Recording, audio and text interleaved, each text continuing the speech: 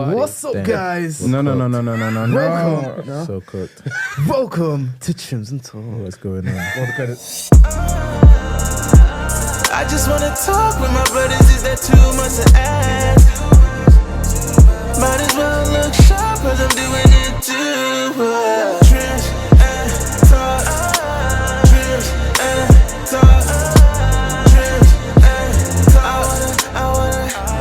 I wanna know.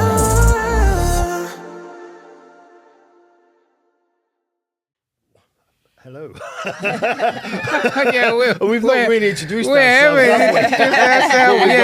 Right into it there, I'm Donald. And along with Lungani, you know, we have this podcast there where Trims and Talk. You know, the idea is that actually we try and get some of the conversations which take place in a barbershop, but obviously probably also in a hair salon as well. And we know that both the barbershop and the hair salon are places of, I'm going to quote from Nicole there, that they're places of sanctuary. Oh, absolutely. And the places of sanctuary, places of healing there, where black people of African descent, they're able to sort of like share with one another in a safe environment. And some of the things you're saying there, you know, they've been sort of echoed in the barbershop, and of course they've been said repeatedly in hair salons, and it's really quite demoralising to hear that still. Yeah, and think about it in this sense. I've gone to the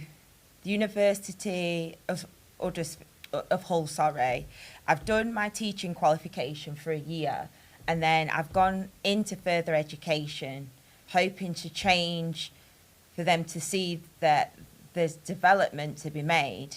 And all I'm getting is a door shut in my face. We don't have the funding.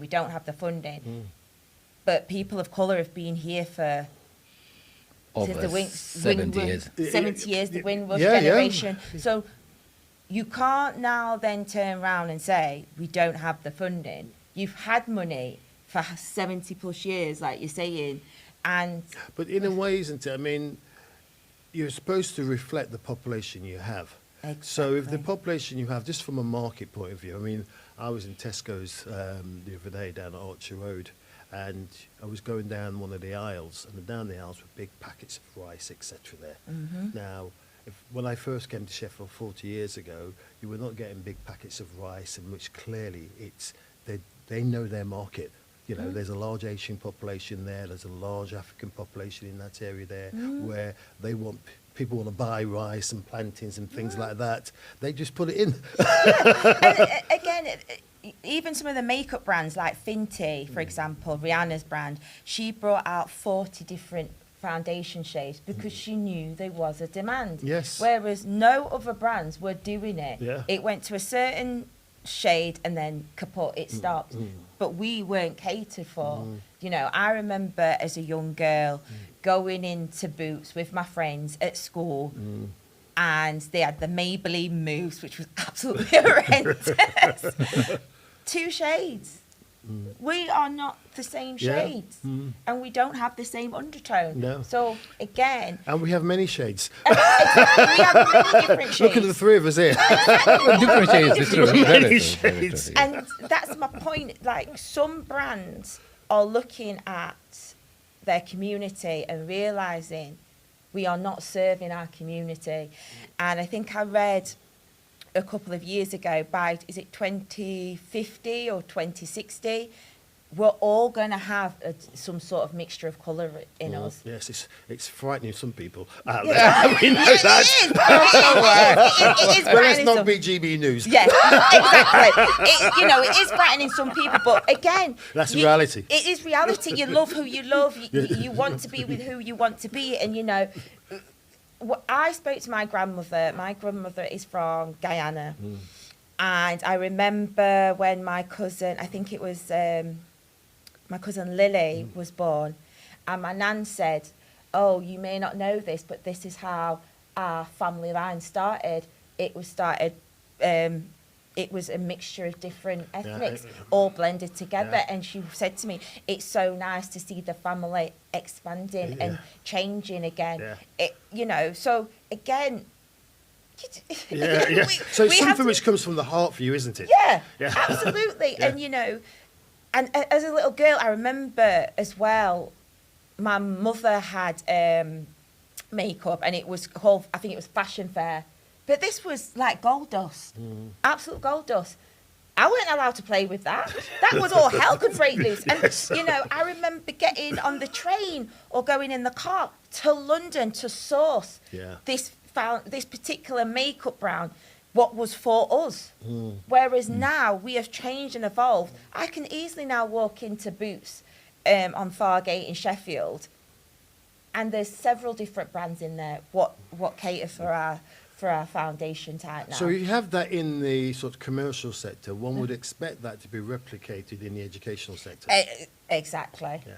Exactly. And it's so, there were so many times as a teacher in FE, I would go home and I'd cry because there was nothing I could do, you know.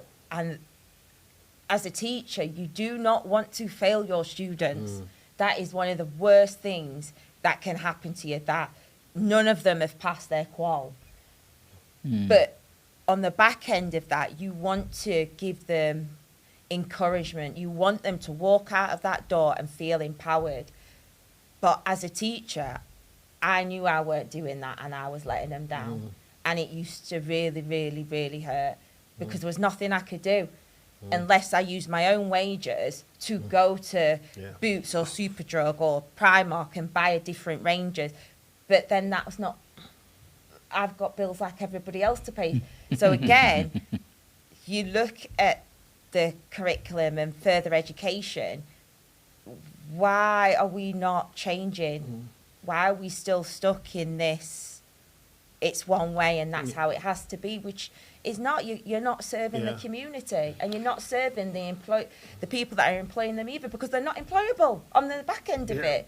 You know, I'm in a few makeup WhatsApp groups, and again now, when they're putting up jobs, you have to be able to work on darker skin. You have to be able to work on Afro skin. So it's now a requirement for employees, but the education system is still far behind. Which is incredible, isn't it, really? If you've got this sort of like the commercial, the employers are basically saying, this is our market, you know. They're doing it out of, in a sense, there's a demand, they want to sell stuff, they want to make money, etc. And there's money to be made. We know that actually for African women spend more money on hair products and hair beauty stuff than any other. I think we spend about, I think it's either $1 trillion I read, or maybe $1 billion in a year on hair products, makeup, skincare. So again, there is a market there. So there is a scope to cater for that. But again, they don't. But I know I was a guest speaker at the Tones of Beauty, and that is like similar to, I think it's the Professional Beauty Show. And again, that's bringing in people with melanin-rich skin, African, Caribbean, and they're all coming, the expertise together to build something. And it's such a wonderful opportunity. So I always say to people, if you get the chance, I think it's on the 1st and the 2nd of July, to go down to London, to the Excel, to the Tones of Beauty, and see what is going on the wider scale of things, and how we're trying to change and make it more inclusive. But then some people will probably kind of say, then why do we still need makeup in this day and age? Well, that's true. That's true. Because if you are looking after your skin, you technically don't need it all the time. But there are people what do feel like it isn't necessary for them to make them feel confident and strong to go out into the world. So again, it comes down to preference. I personally don't wear makeup every day because, one, I just don't have the time. I don't have the time. This is an interesting question, because, I mean, there is that you see with young women, in particular, young girls, 16-year-olds, and it doesn't really matter, all races, all tones. They've got this thing where I used to work in a sixth form, so I did see it, where you'd have, you know, African girls, Caribbean girls, Asian girls, Somali girls, white girls. They'd all be made up. Yeah. And, you know, at 16, when, you know, 16, your skin's at its very best. Exactly. So again, I think we have to somewhat hold social media accountable for this because when I was 16, we didn't have social media, you know, and we didn't have a clue of how to do skincare or makeup unless you was going into that industry. So now we've got a big boom of YouTubers and influencers, whereas now they are learning a lot faster than we did when we were younger. So they are more experimenting. But then I do wonder, in the long run, like you said a minute ago, their skin is at their very best. Where is it going to be in 20 years? Yeah. And a lot of them, whether they're 16 to 25, are falling into that gap of Botox, fillers. And it's such a shame because, again, the research of how that will look in 50 years' time is still not developed. Yeah. Whereas if you think about liposuction and breast augmentation and nose jobs and stuff like that, we have that research. We know what it's going to look like. You know, they always say now that if you've had breast enlargement, you need to, every 10 years, get it redone.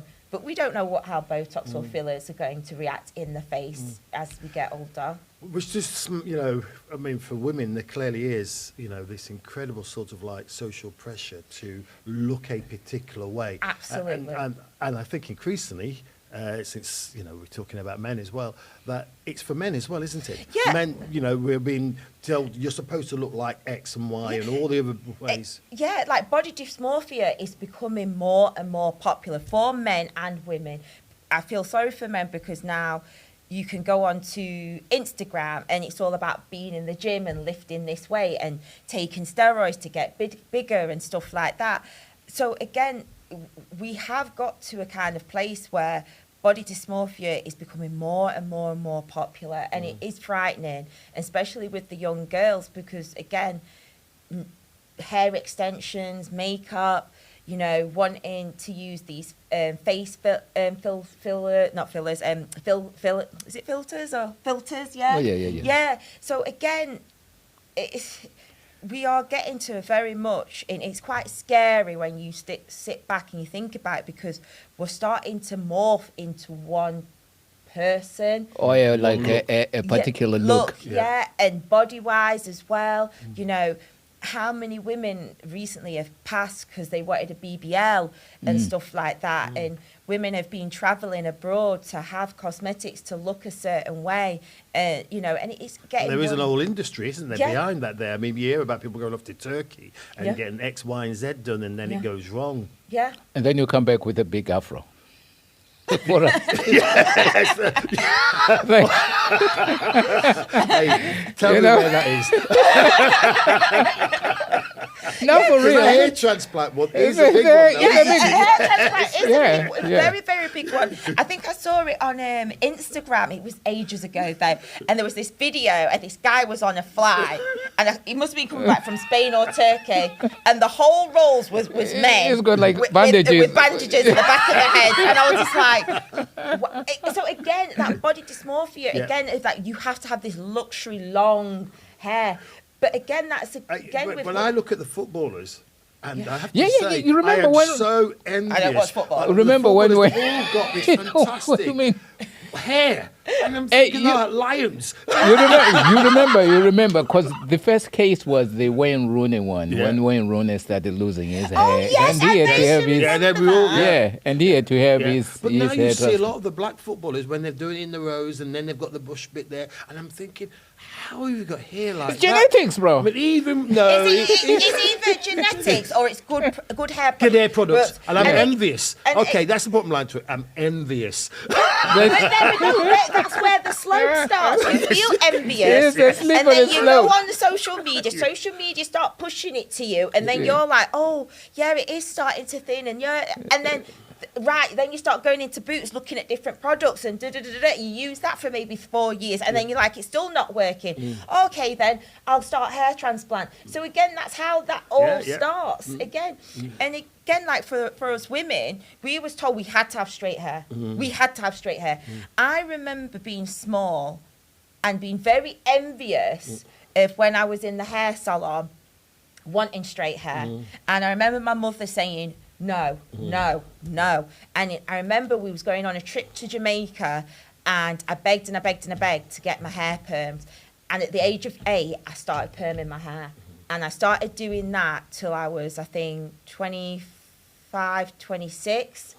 And then I watched that Chris Rock documentary. Oh, Yeah, yeah. Good hair. Good hair, yeah. Good hair, remember yeah. that was the phrase, wasn't it? She has good hair, you know. Yeah. Yeah. And after that, I was mortified of how bad these chemicals was Yeah. for my hair, and I stopped.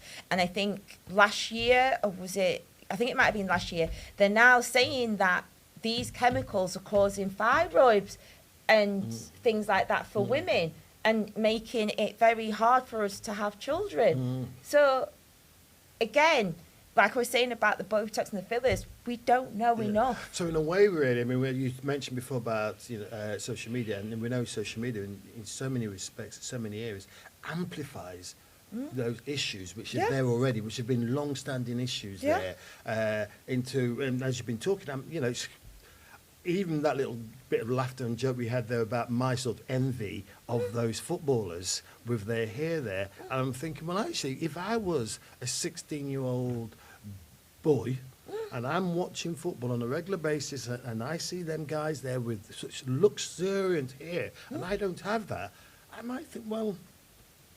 But then, But don't you then think? Sorry to No, cut you. sorry. I was But going to say, but after that, then you go onto social media and you're seeing these guys in the gym, they've got these long hair, and then it just starts spiraling and going down that route. But don't you think that, really as society, that's how we've always been? The whole idea that, as much as we talk about trends in this day and age because of social media again, I think it's always been that way. Yeah. You always looked at the other guy or the other lady, and you saw something that you wanted to emulate. Maybe it's just human nature. I Maybe, think maybe you're right about that, but I think with social media, whereas before when we was younger, it was, like you said, football on it, was it a Sunday or a Saturday? And then it was maybe a magazine every 2 weeks, every month. Whereas now, with social media, it's in our pockets 24/7. It's there in our face 24/7, But then that then basically speaks to us as either as parents or as those who know. It's about education. You know what I'm saying? Because it is about education, but it's still very hard, though, isn't it? Yeah. I mean, Yeah. the forces, those forces are so strong. And, it's only just come out in the news, was it last week, the week before, that they've admitted that the platforms are addicted. So, Yeah. again, like I said, I still teach, and my gripe with majority of my students is get off the phone, get off the phone. And they honestly feel like something's going to happen within an hour that they're going to miss out on. And But it's that's so it. sad, because we grew up with no phones. Yeah, You know, that's true. We grew up with no social media. I remember in 2007, I was on my way to the University of Derby, and that's when Facebook launched. And then the year after, I remember I came out of a class, and I think I had a BlackBerry, and I was emailing my tutor, and then I walked past my tutor's office, and I just thought, oh, I'll go in. And she was like, I've just got your email. Like, oh. And even then, that was a bit of a culture shock, because you'd have to wait days maybe to get a response back, because people didn't have that kind of access to their emails or anything like that. So again, I think sometimes we have to be a little bit lenient with the Gen Z generation, because they're really consumed by it and they don't know what it's like to not have it. So when you're in your classes with these young people then, and all of the sort of messages you're trying to, To put across. put across to them in terms of, looking after yourself, and taking your point there, Lungani, about people have always wanted to prettify themselves. Oh, yeah. You can go to, the rock art of where it is of the First Nation people in Australia, to any people of anywhere, and they've always been prettying themselves. So it seems to be a natural thing to do. It is natural. It is absolutely natural, because, like for you, for example, in yourself, you probably learned how to shave your beards from your dads. I've never shaved. I don't shave. Let me tell you, my beard. If I shaved like my dad, I'd have cuts everywhere. Let me tell you, no. This is like the most that it grows. So when I go to Andrew and Kevin's, it fades. It's usually just to, I don't know what I'm doing. It's just to scrape the head and probably kind of try and shave this thing. I'm trying to get that look you see around at the moment of a certain type of sort of like elder, big man. The elder. You mean the elder, the sage? You know that look? I'm You mean trying the to sage? get that look, and I've not yet got it. No, but I mean, like to your point, I think many of us I never saw my father shave. You know what I'm saying?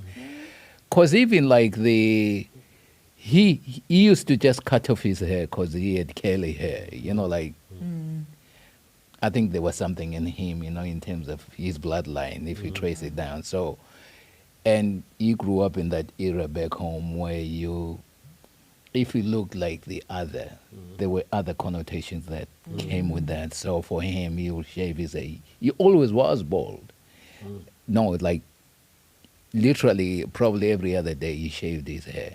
But I never saw his beard.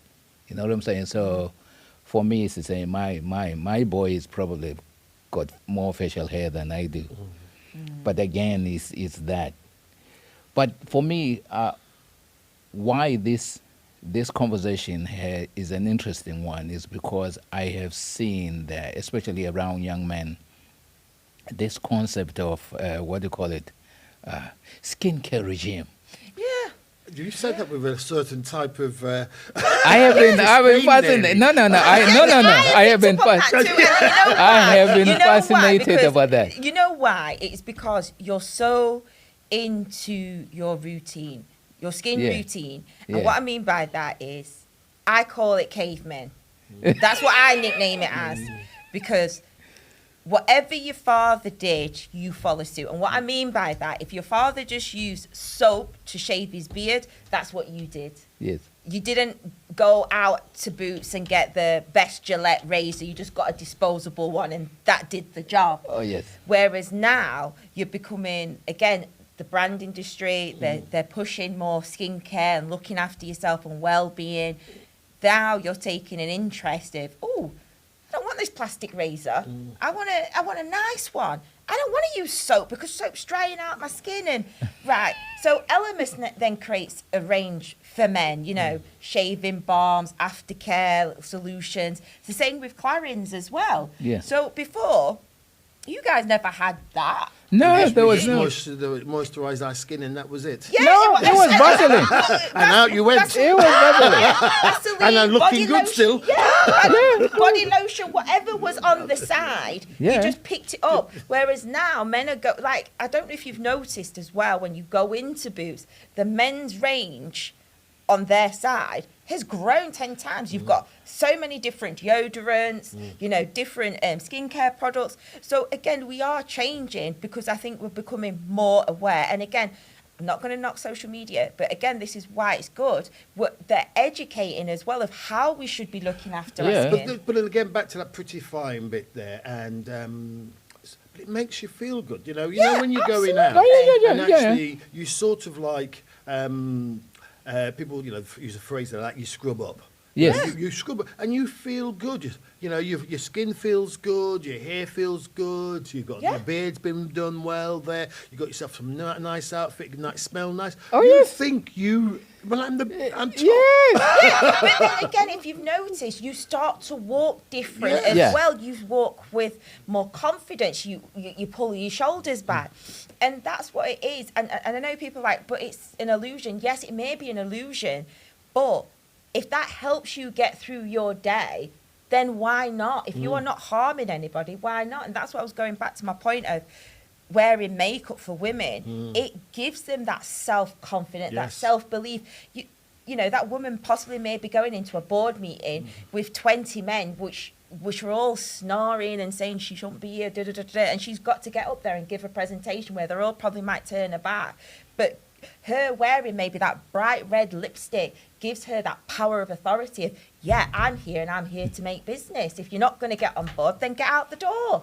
Because the first time, actually, let me tell you, the first time, I mean, believe me, the first time I met Eleasha, I thought she was probably like 6'2".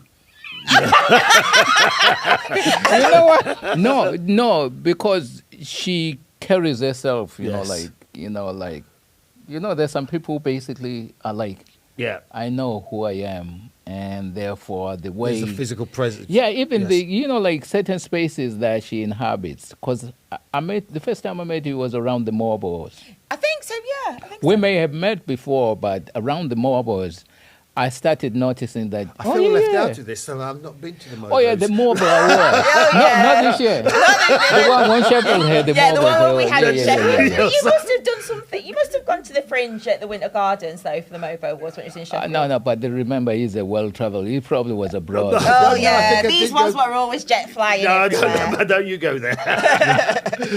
No, because he just came from Australia and China and stuff recently. So he's a guy who's well-traveled. So, Okay. or either when we were at the Mobiles, he was reading a riveting book. He's out of order. He's out of order. I wasn't, even if I was at the Mobo, I wasn't on the inside. She was on the inside. I was on the outside, looking in. I was on the inside, and it was one of the best experiences I've ever had. And I can't wait. And I hope that I get to go back next year, and that'll be like my 4th year running. But it is a beautiful thing to see at the Mobo Awards. So much talent in the room, and so much energy. Honestly, I can't explain like the build up to the Mobo Awards. Like, I can't explain it, especially when you're in on the inside. The build up, the day that you arrive and you're getting your passes and you're trying to find where rooms are and and you're watching the rehearsals and you're trying to time where you need to be and stuff, and then the show goes live at a certain time and all that what goes into it. Like, I only found out this year that I was in a car with one of the people that are on the production team, and she said, if we don't go live at a certain time when we're meant to do, we get fined. I was like, you do? So again, even I'm learning, but again, then we have it, and then, you have the show and then the after party and then that's it. Then you see everyone the next month, bye, and we're all either going back to Scotland, London, Manchester, Liverpool, wherever, and it's like, what just happened to me? Because I can't describe it, because you have to be there, you have to What feel you the do environment. describe, just in the emotion you give, is what an incredible, wondrous experience it is. Oh, absolutely. Yeah. And everybody, and Yes. also usually, I mean, like everybody looks aesthetic. They look good. Yes. They, Absolutely. they exude Yes. this thing, and I guess And that's why. And that exudes also about confidence as well, isn't it? Yeah. Because a lot of you, going back to that point you're making there about makeup and looking after yourself, or having that occasion where you just sort of slightly indulge yourself, Yeah. is to Yeah. give yourself a little confidence. Yeah. And we all need a little bit of that from time to time, don't we? Absolutely. If none of us had confidence, and that's something that I do try to help my students with. We've got a very bad pandemic of anxiety and depression. Yeah. But again, it's their confidence of walking into a room and just asking the basic thing of, can I get a pen? Can I, they go to a shop. Could I have a coffee, please? And that is so much about life, isn't it? Yeah. Because every step which you make into the unfamiliar is about confidence. Oh, Yes. absolutely. Otherwise, you will stay where you are. But to grow, you have to do that, don't you? Absolutely. I remember when I got the call when Mobo Awards came to Sheffield, and it was from Ruth McDonald. Oh yeah, Ruth McDonald. Yeah. And Ruth said, Eleasha, they're short of makeup artists. We need to send you down there. And I was like, no, Rufus, I'm not going to go. Thank You you. can But make thank all you. up sort of excuses. Yeah, right? I was making every excuse under the sun, and Ruth was like, "It doesn't matter whether you say yes or no. You're still going because I've pulled your space at the Millennium Gallery. So it's just tough. That's where you have to be." And and I say to my students, I was petrified. I didn't know what I was walking into. I didn't know what it was going to be like, but I took that opportunity and I ran with it. Yeah, and that's really important, isn't Yeah. it? For young people, they need to have to be given a little bit of that sense of that, a little bit of confidence to step out. Yeah. Because you have to step out. Nothing in life you're going to achieve, whatever it is, without a little bit of stepping out. Exactly. But then also, I think, especially for either us, the older heads, I mean, because we never really have those conversations with our young people about, representing oneself, really. And also, I think there's always that assumption that somebody is going to do it for you. Yeah. You know what I'm saying? 'Cause, Until it's basically, Yeah. if not you, who? Then who, yeah. But I think a lot of the youngsters do rely quite heavily on their parents, siblings, cousins, whereas I think for us, we had militant parents. You just have to get on with it. Yeah, no, you had. You go in the shop. I'm giving you £10. Go pay the lady. Yeah, go pay How the much did lady. you get back? Oh, and again, they don't have that confidence to do those things. And again, for me as a teacher, it is me helping them to overcome those kind of So struggles. what sort of, when you get these young people, and are they both male and female? Yeah. When they come to you there, I mean, how do they sometimes come to you, and what do you do with them, and how do they come out the other side there? So for me, when they come to me, when they've come to do their first visit, for example, they're normally quite shy and they're hiding behind their guardian who's come with them and their school teacher what's come with them. But it's about me showing them that there is more opportunities than you're aware of. So it's just having a general chit chat and then explaining to them about me and the things that I've had to overcome. Like, I've got dyslexia. I remember at school, my school teacher told me, you'll be nothing. You're going to be better off going to Tesco and stacking shelves because you're never going to make anything of yourself. And I always try to say to them, that is just not the truth. I run 2 businesses, and I still have my own home. I'm still part of the community. It is possible. It just means you're going to have to work that little bit harder than others. It's okay to have a learning difficulty, whether it's ADHD or a different form of neurodiversity. It's absolutely fine. Your brain just works in a different way. Just have to figure that out and just take your time.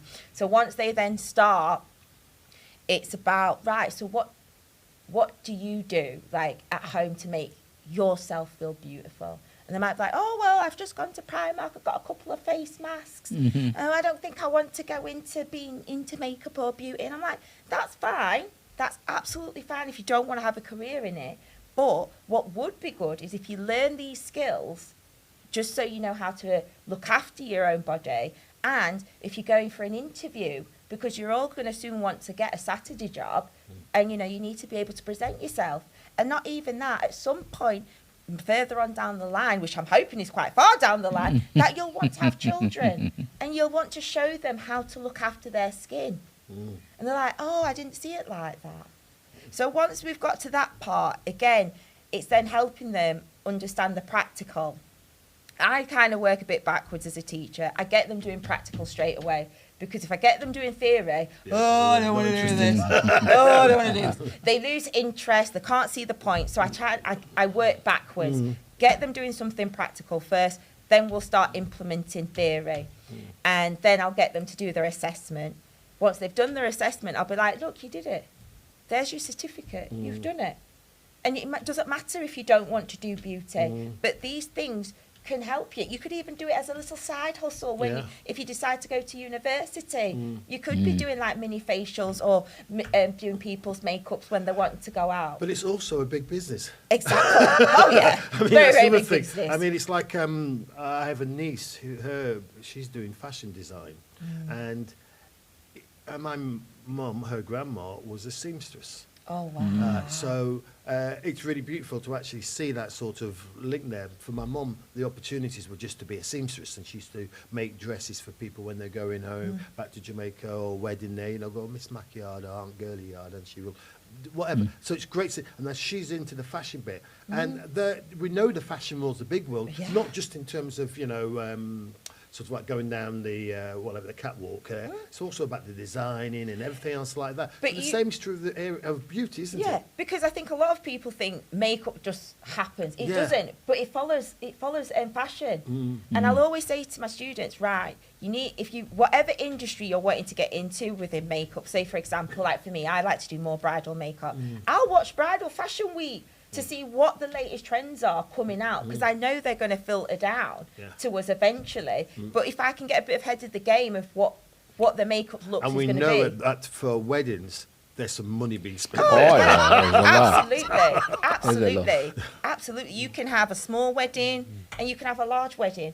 But again, everybody's budget is different. But like I'll always say to my brides when I'm doing wedding fairs, don't think the person you want to book for your makeup and hair is going to be available on the year you want to get married. You have to book them a year in advance, because we are normally 10 to a year in advance booked. Yeah. Like I'm already getting bookings for 2028, and I've already had an inquiry for 2029. So again, I said again, I wouldn't even have thought about that. No. No one does. No one does. Like photographers in the wedding industry, again, they're booked up at least 2 years in advance. So in your case, why did you go into kind of makeup and stuff, as an area of pursuit? So for me, it was, as a young girl, I used to sit and watch my mother get beautiful, killing her hair, doing her makeup, and I used to think to myself, God, she's absolutely beautiful. I used to think, wow. And then that's where, again, my curiosity started into beauty and makeup. Again, like I said, back then, I couldn't go into Boots and get products and stuff like that. So again, it was always just watching the closest person who had these products to admire, really. And then after that, I went and did obviously GCSEs, and then I got the GCSEs I needed to do beauty. I spent 4 years at college doing different beauty courses and stuff. Then I went and worked out in the industry for a while. Then I went back to university to study international spa management at Derby University. So that's kind of how my career kind of projected. And then when I came out of uni, couldn't get a job at a spa, but then I ended up working for a makeup brand as a business manager. And then again, that makeup love started growing back. So again, that's how I kind of fell into that industry, really. I hate saying fell into it, but I wanted to pursue it. Yeah. But like we were talking about the fact that, there hasn't really been much access in terms of products that for people like us.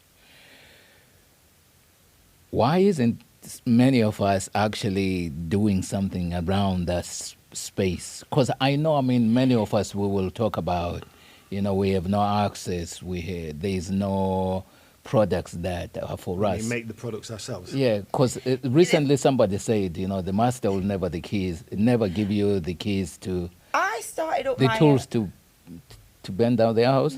Something like that. Except if you're Rihanna. Yeah. But the thing is, again, when you look at Rihanna's brand, she built that over time, and she had that kind of financial backing. I started my own lipstick range during COVID because I'm not a DIY person, can't do DIY for anything. Yeah. But the overheads to make it is so grand. You need a good maybe 20, 50,000 to do it. And again, how many of us have got that? I say it's a financial thing. Well, it is, isn't it? Because in a way, Rihanna's an exceptional case because she's not only, she can attract money. Exactly. So, you'd invest in Rhiannon there to sort of like put her name to something. Exactly. Yeah. But as you say, for the small to medium, you need so much money in the, whatever it is. Exactly. And, it's also having the space. For example, if you wanted to make hair oils and stuff like that, it's where can you source them at a reasonable price that you can afford? And again, it's so hard to do something. This is why I was saying about coming to Tones of Beauty, because there are people who are shaking the industry. And are we and trying starting to see some changes then in terms of, be it in the distribution and the availability? And I know often we think, it's all in London. And London in a sense has got to be the centre because it's a world city. Yeah. And therefore you're going to get all those things there. But is there a sense when you're there that you can see things changing? Oh, absolutely. I felt so inspired when I went last year to Tones of Beauty, because for me, being in that industry and being up north, I can feel very much isolated and alone, like I'm just banging on a wall by myself. So being in that space was so encouraging, because I was like, no, you're an expert, but you're just up there. But that doesn't mean you are alone. You're still part of us down here in London. So you can see that there's a lot of pockets where things are moving and shaking. Again, nothing happens overnight, does it? So again, we're building and we're moving, and that's all we can do. But it's about bringing us all together and, talking about it and sharing our ideas and pulling together. Because if we all start trying to pull in different directions, we don't go anywhere, as we already know. So, for you, who has been the greatest encouragement for you to pursue what it is that you are? Because I'm sure, like, for those of us either in the creative space and stuff, the encouragement wasn't in our families. Like if you came to your parents and say, I want to play music. Absolutely not. Not. You know what I'm saying? Absolutely That kind not. of thing. Let alone, kind of starting thing around makeup and stuff. Because our community, there are certain things that we had to do because either it was we were trying to bridge a gap. So we never saw that as a Doctors, way. lawyers, We never saw it as a viable way of doing life. So music, as much as we were talented, it wasn't the place to go. Let alone, like kind of this industry about beauty and stuff. And Well, what is actually, it? I'm just going to slightly counter that. One of the things we found just on doing the podcast and the people we've spoken to, and you're very much a part of this, Eleasha, the number of people we've spoken to who have broken that mould. They've stretched things, and they have become, essentially, that person who you can see, you can follow. If you can't see it, you can't be it. Yeah, No, you absolutely. can't. That's what I mean. Where, the people we've had on this show, and you're another example of that, you are someone who you can see, who for younger people and other people say, you know what, I can do that. Yeah. She's doing that, I can do that. And Yeah. it's so important, isn't it, to Yeah, have that? it is so important to have that person or a group of people that you look at and be like, oh yeah, she's done it. I Yeah. can do it. And I think for me, I don't know if there was any like one person that I looked at, but there were several different people. So when I went to university, technically I never wanted to go to university. Again, it was that whole thing when our parents were like, you're going to university. Give yourself a degree. Yeah, and I'm like, absolutely not. And when I had older friends, and I'd hear their conversations of the debt they were in, and I was like, absolutely not. I was not doing this. And to be honest, I went to university by accident, and it was an accident. Fair. It was, and I'll Good. tell you the story. So I moved out when I was 21, and I moved up at Norton. And does anyone remember we used to get those little newsletters came through the post? What kind of newsletter? It was just like a newsletter. What was like your local Oh, newsletter? like Oh, yeah, yeah. 8, isn't it? Yeah, Yeah. something like that. And on the front cover there was this girl what said she was going to the university to study international spa management. And I was like, oh, this looks interesting. And I remember I took the newspaper down to my sister and I said, oh, I'm kind of interested in doing this course. So she rang and they was like, oh, yeah, we'll see her on Thursday. So me and my friend drove down to Buxton because I was based at the Buxton campus, and Michelle O'Connor was going to be my tutor, and she did my interview. And she literally just went, yes, you're in, you start Monday, and I can guarantee you will go far. You are going to go absolutely far. I can see it in you. I don't know what it is. You are going to go far. And I was like, oh, okay. And Monday I started classes. Yeah. That's why I said me going to university was an accident, because I remember I went back to my parents' home later on that day when I got in and just said, oh, I've got in. They went, what? You going to university? Like, they was even shocked because I had no intentions of ever going to university. I had no interest in it, especially with the debt. I didn't want that. But then in the next breath, what am I actually going to do? So, Yeah. so for me, like I had Michelle Obama is probably one of mine, and then I had Michelle O'Connor. You know, I think I must have been about me. No, I was 25 when I started university. To have that somebody sit me down and just say straight away, you are going to go far. Which is about that, sometimes having someone having some belief in you. Yeah. Because, you know, we all need somebody, it doesn't matter who they are, what they are, Yeah. but sometimes who just thinks, I can see something in you. Yeah, absolutely. And I'll never forget, I think I was in my second year at university, and Michelle O'Connor had not seen me for a week. I'm not attending classes, and she rang me, and I can remember exactly where I was stood. I was stood outside John Lewis, and she rang and she went, Eleasha, where have you been? Where are you? And I went, I'm in Sheffield. She's like, where have you not been to classes for the past week? I've checked the register and you've not attended. What's going on? I went, I just don't think university's for me. I can't do it. I'm really struggling with my dyslexia. I'm really not achieving much, and I think this was a bad idea. No. She went, what are you gonna do then? I went, I guess I'll just get a job in a supermarket. I'll try and figure it out. No. We are not doing that. I will send an email to the support team, and we'll look at getting you the correct support you need to complete your course. But I expect to see you on Monday in class. And if you're not in class on Monday, I have your address in Sheffield. I will be driving to Sheffield and I will be coming to your house. There's some tough love going on there. And I was like, Michelle, I will see you in class on Monday. And I went to class on Monday, and she came into class to make sure I was there. And I couldn't have asked for any better support. And sometimes that thing where you feel as if someone really they've got something for you, which you just think, hey, this is, you have me back sometimes, but. Yeah, absolutely. And that's the same way as I teach. Yes. I believe in all of my students, Yeah. whether they want to do beauty or if they want to go on and, I think one of my students wants to do criminology or something. And I was like, fantastic. Right, what do we have to do? What do we need to do to get to that goal? And I always try to be that teacher that Michelle O'Connor was to me. Yeah.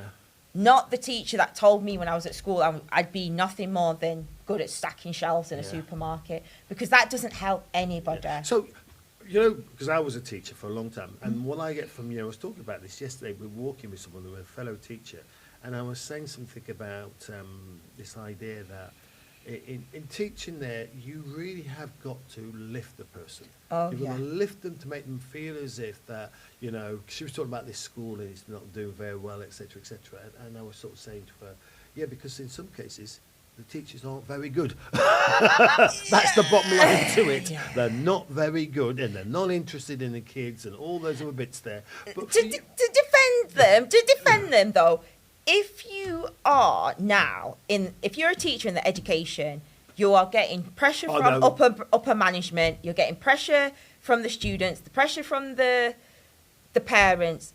it's a hard job. It's such a hard job. It's a difficult job. I'm And so sometimes- glad I did it for 40 years. I was tired at the end of it. To But be you- honest, but- that's but why you- I came out, because but- at 10 years I was tired. Yeah, I but was listening tired. to you, I mean, you've got fire in your belly. No, it's You've true, got it's true. fire it's true. in your belly there, which I'm just going to try. I'm trying to ask this question there about you as a teacher, which is really about when you have these young people in your sort of charge as such. What do you want? What are you looking for? The experience they're going to have with you. Yeah. For me, it's for me personally as a teacher, when I've got them in the room, I know this sounds terrible, but I don't mean it sound terrible, but I'm not bothered if they don't achieve the qual. That's not it. For me, it's about seeing them shine. They've come and they're all, ooh. And then you see them blossom into this flower. The confidence is growing. Mm-hmm. That's when I know, right, the confidence is starting to grow. I can start pushing them a little bit more. Then they grow a little bit more. Then I start pushing them a bit more.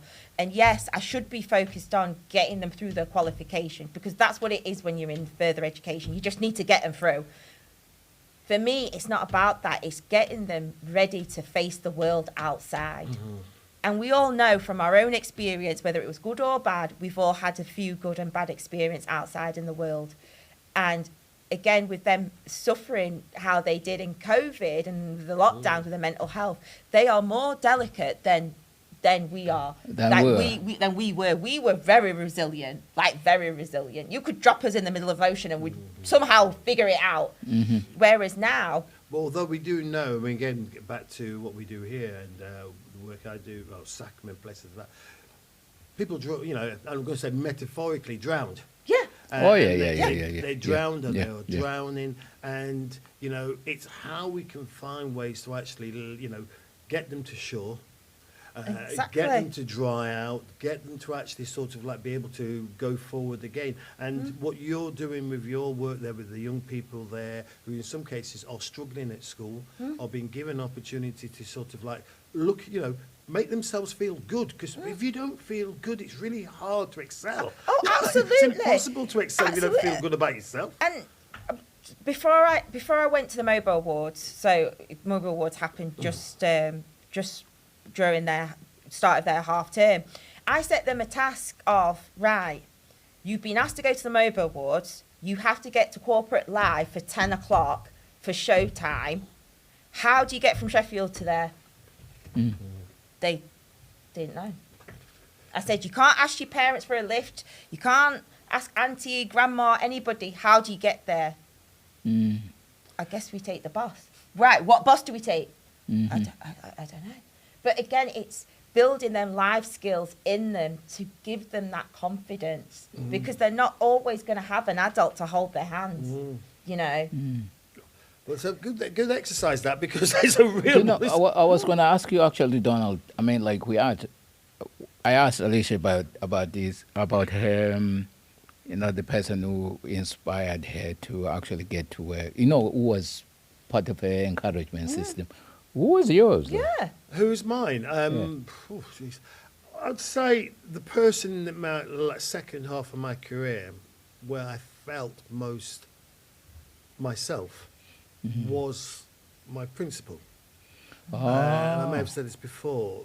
I was sort of a middle manager, and the post came up to be a senior manager as a deputy principal, vice principal. And I was finding excuses not to apply for it. Actually, there's two. There's more than that. But when I went to see her and said, I'm thinking about doing it, she said she was so pleased. I'm really pleased that you're going for it, etc.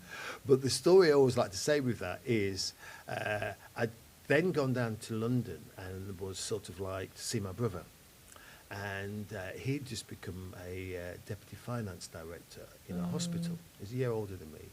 And I was doing a bit of work on his computer about this job. And I went back to Sheffield. And then I got a phone call later on. And he said, you've left your information about this job you're applying for. And I said, have I? Yeah. And he said, yeah, I hope you don't mind, but I read it. And I said, oh, that's okay. And he said, are you serious about this job? And I said, yeah. He said, you have to do better then. So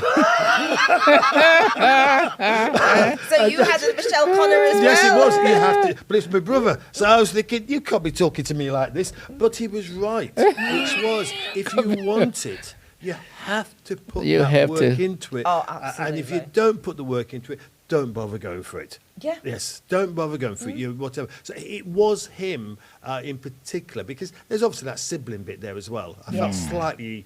Well, I was more than slightly. You felt some type of way. I know how Like- you talk to me like this. Yeah. You think you're my dad. It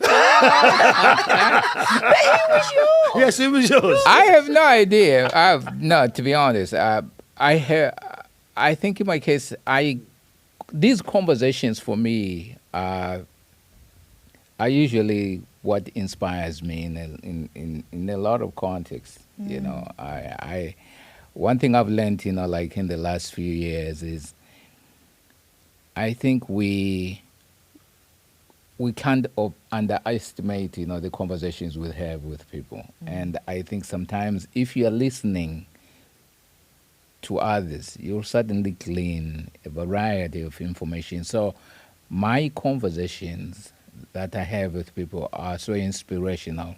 I'm a believer that every conversation we have to either leave with a nugget that can help us until we have the next conversation.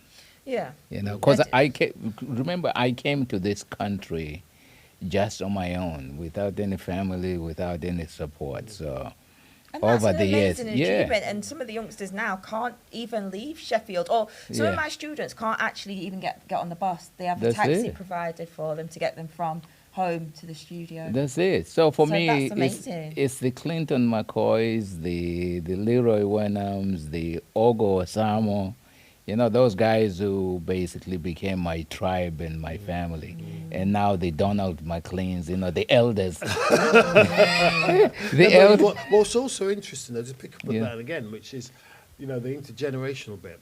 Yeah. So when you're young and, you and I, and, to hear, if you talk about that nugget, the nugget I will get from this conversation is really an emotion, which is the emotion which you generate, which is that Yeah, fire. that's it. That That's fire it. there, which is a very open fire. No, it really is. It is No, an it really open is. fire there, which is well prepared to say, no, it's not like that. Yeah. But it's not a fire which says, don't come close. Yeah. Right. It's a warming fire. It's like something which basically says, it warms you and it makes you feel as if, okay, I can go out there again. Yeah. And that's what sometimes, a lot of the time you do need that. Oh, No, we do, absolutely. we do. Even I need that, and I've been very fortunate. Like I said, like the people that have inspired me. There's a lot. Yeah. I've had Ruth McDonald. I've had Christina Trindad. I've had Michelle O'Connor, Tim Heaps. I've had so many people that have inspired me to keep going, Yeah. even when there's a good possibility that I will have to just lay down, crawl in a corner, and just say yeah. that's What do you it. do then when? Because again, one of the things which life tells us, and you've used that phrase about resilience, and some people's resilience, all of our resilience, sometimes is less than it should be. Sometimes, but for some people, it gets so battered that they crumple a bit. What do you do to help yourself to keep yourself well? I have now. Besides go to the gym. You at the gym, are you? Yeah. At Virgin? Yeah. Yes. All yes. right. I go 5 times a week. Yeah.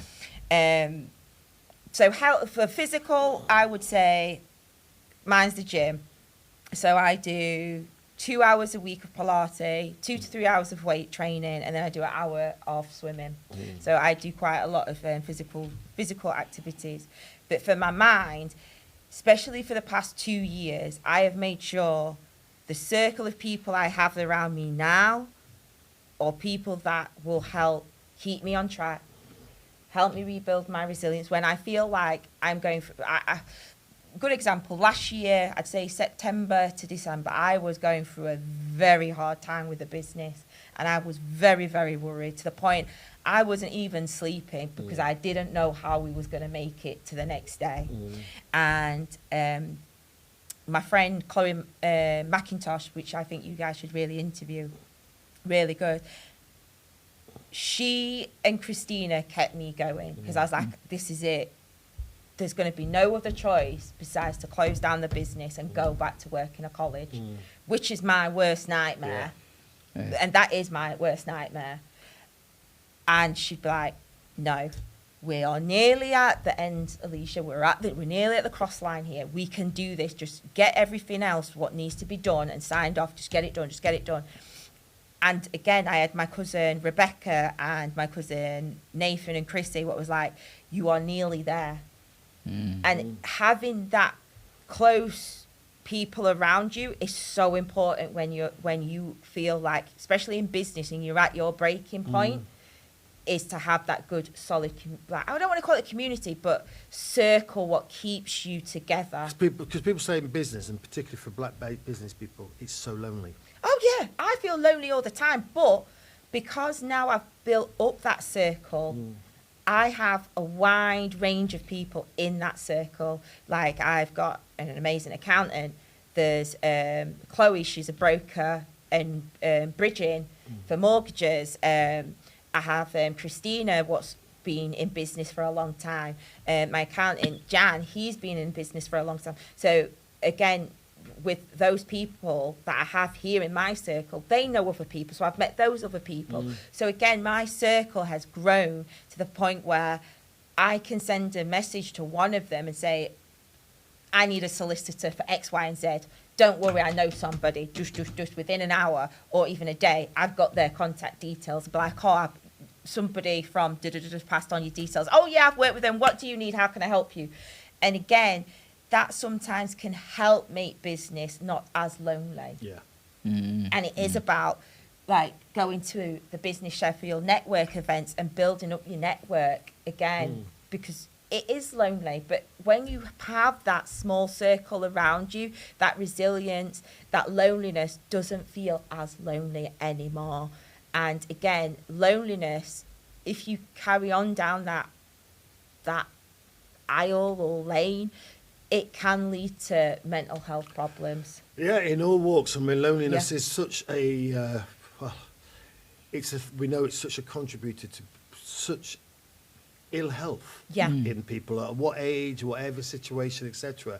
Not having people who you feel you can trust, who can support you, who can be there. My only advice with stuff like that, when there's people around you what you can no longer trust or you feel safe around, unfortunately, you just have to cut ties. And it doesn't matter who they are, whether it's family, partners, whoever it is, you have to protect yourself, because then you become irrelevant to anything that you're trying to do. And it's important, that point you made about safe, isn't it? No, it is about safety. You need, because to create deep, meaningful relationships, there's a vulnerability. Oh, which you absolutely. have to have. Absolutely. But you can't have vulnerability if you're unsafe. Yeah.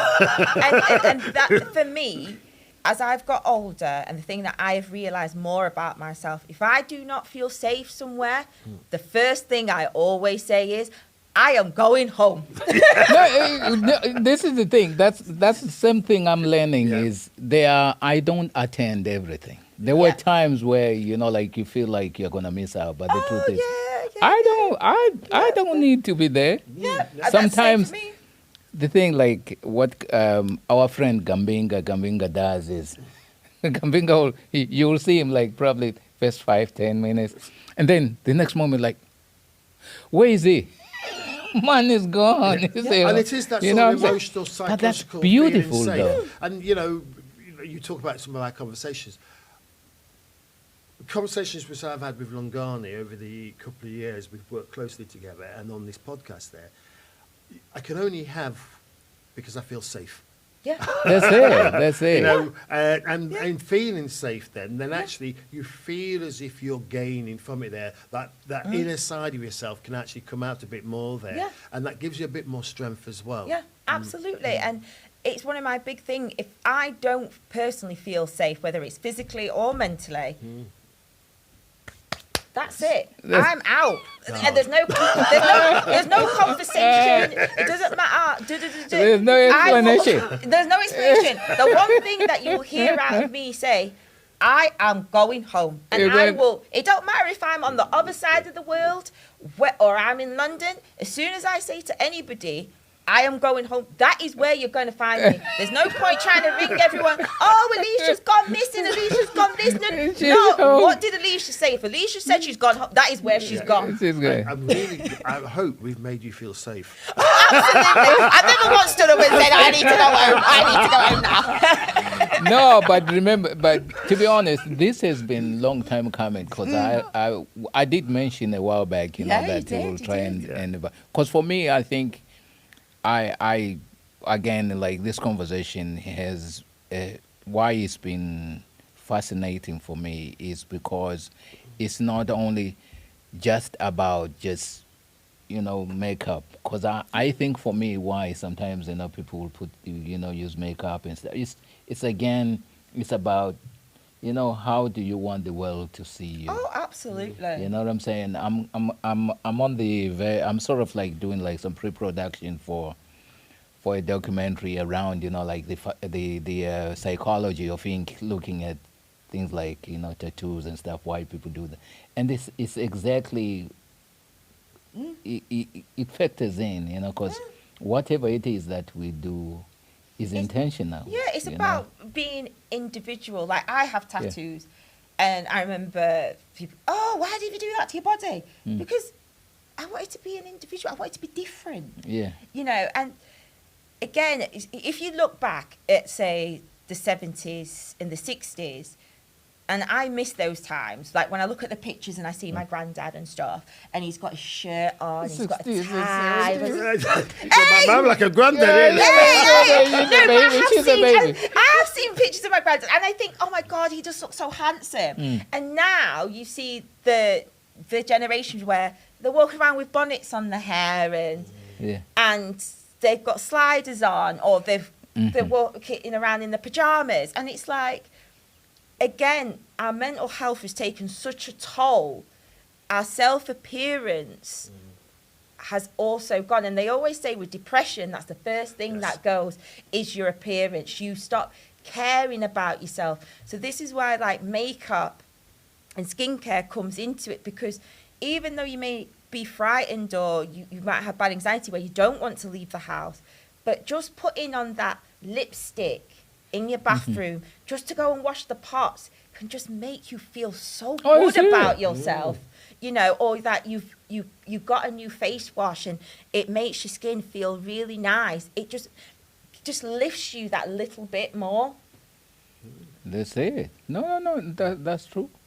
So after this, I think I'm gonna go to the body shop. We don't have the body shop anymore. So is it the body shop? That's How long like, you've been? No. You made a whole. There's something that's akin to where the body shop used to be. Upstairs, there's still like a shop that still sells same stuff as what the body shop used to. And then I thought, you know, like at the mall, near Virgin, there's like a shop that used to, or they've closed it down. Oh, body care, yeah, that's gone. Oh yeah, body care, yeah. That's gone. Is That's it? gone. What? That's gone. Again, we're still going through, obviously, a recession, aren't we? So things are closing down and things are opening. But again, that's again what can make being a black business owner very lonely. You're seeing big companies going under, and you're scared. Like, am I going to be next? You're going to be next, yeah. But I think sometimes, again, going back to my point I was making, with your circle, what you have around you is resilient.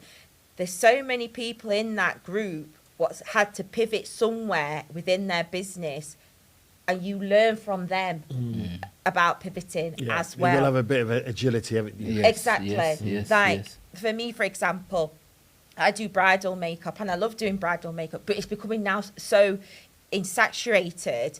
You're not as busy as you used to be. But I've then pivoted to what I still enjoy, and it's education. So I'm getting more busy on my education. So it doesn't mean I have to do as many weddings as I did before, but I can still be part of something that I still enjoy. Yeah. So again, it's always about pivoting. Like my friend Natalie Brown, I think she's an amazing beauty therapist.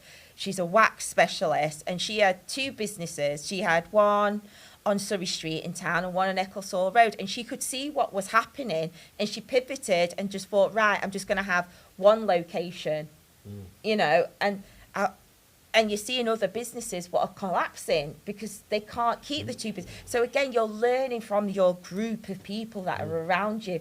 And, you know, Natalie Brown does inspire me because I just think, wow, she's, you know, she's still doing it. You know, it could have been an absolute collapse, but she made it work. Mm. Yep. Brilliant stuff. Oh, thank you. Well, it's been fantastic. No, haven't it's you? been a fun. Oh, you're welcome. You know, one thing I've learned also, which I will, again is going to be my takeaway, is I think it's about being brave also. Oh, yeah. You know, the idea that as much as we are fearful, you know, like around business, around, and also trusting people to be around, be part of our process. I'm going to go with passion. With passion. Because one of the things I used to often say when I was in education was to say to young people, have passion in something. Passion drives you. Oh, yeah. Absolutely. Passion just sort of gets you up in the morning. Oh, absolutely. It keeps you going all day, doesn't it? Absolutely. I did the Mobile Awards and I was there for nearly, 24 hours. Yeah. And, I did the first day was 7, maybe the next day was 15 hours straight. You know, do something you enjoy because if you didn't, if I didn't enjoy that, I want to go home, I want to go home. So If you get that chance to just follow that passion, Oh, then absolutely. follow that passion there. Absolutely, and make it into a business. Whatever that passion is, you can make it into a business. You don't have to go full out. You can just make it a little side hustle for a little bit, and then change it into. That's the same thing I did when I was still teaching at the college. I started my bridal business, and it was just as a side hustle. This might be our side hustle. Oh, yeah. See? Yeah. See? Thank you, ma'am. Thank you very much You indeed. are It's welcome. been great talking to Thank you. you. No, yes, Thank this you. has been awesome. I mean, it's been awesome. Yes. Thank you. Thank you. I hope it's been all right for you. Oh, I've really enjoyed it. I was a bit nervous at first. Yeah. But then again, like I said, safety matters because I felt comfortable. Yeah. I felt safe. Yeah. I opened up about things that I wouldn't normally talk about. Well, the thing is, that's one thing we've been really pleased about is that Longani and I seem to be able to get comfort. We're quite comfortable with one another, and hopefully that sort of goes across to It does. other people as Oh, well. absolutely. Because otherwise, people are scared. I mean, actually, initially, I was quite sort of like people I knew who were big characters, big characters, and they'd come and they'd go, oh, I'm a bit scared. I go, hold up. Yeah. Because again, you're coming out of your own comfort zone, isn't it? And again, like we were saying earlier on about, it is about doing something that you're anxious about. Oh, yeah. Actually, even when we started this podcast, I think we were kind of, well, I had been in that game for a while. I'm kidding. I'm To kidding. you then. No. But I think there was that sense of, where are we going with this thing? Yeah. You know what I mean? So, but then when you suddenly realize that sometimes it was like an extension of what happens for us in the office, you know, that those conversations we have and stuff. And You I know. think, we all, there's nothing better than when you've had a good conversation. That's Oh, it. yeah. No, that's you it. really go away sort of like, oh, God, I'm really connected with that person again. And you feel good. No, but Absolutely. it's the same. It's the same. It's the same because it's like I remember the last conversation we had at the gym. It was a natural conversation. You know, like sometimes I think we are afraid to put ourselves out there and just say, you know what, I'm just going to talk about everything and anything in between, and then it turns out to be okay. At least that's what I think. Yeah, absolutely. Like I said there, like obviously there's things that I.